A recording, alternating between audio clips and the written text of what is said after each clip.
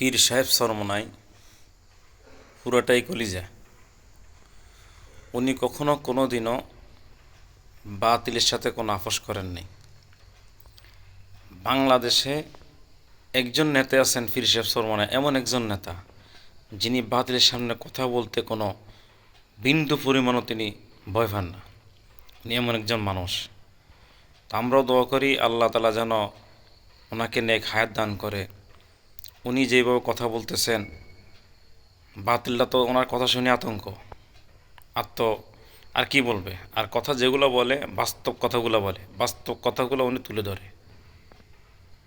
তো উনি বলতেছে যে ইমাম মুয়াজ্জিনদের কথা, ইমাম মুয়াজ্জিনের সবসময় নিয়ম হলো এরা হক হক কথা বলবে।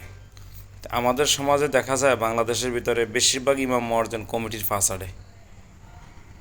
তো পীর সাহেব চরমোনাই আমি ওনাকে অনেক মহাব্বত করি, আসলে অন্তর থেকে ভালোবাসি। ওনার প্রত্যেকটা কথা আমার কাছে অনেক ভালো লাগে, কারণ যেহেতু উনি একজন সঠিক মানুষ, হক একজন মানুষ, যার যার কোনো নারীর সাথে কোনো ঐক্য নাই, নারীর ধারে কাছে উনি নাই, এমন একজন মানুষ উনি। ওনার পুরোটাই কলিজা।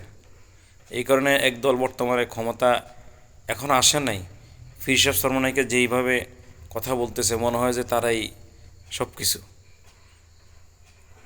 তো পীর সাহেব চরমোনাই উনি যতগুলো কথা বলে সঠিক কথা বলে এবং লিগেল কথা বলে। আলহামদুলিল্লাহ, আমি ওনার প্রত্যেকটা বয়ানে সন্তুষ্ট, প্রত্যেকটা কথা সন্তুষ্ট। দোয়া করে আল্লাহ তোমাকে নেক হায়াত দান করুন, আমিন।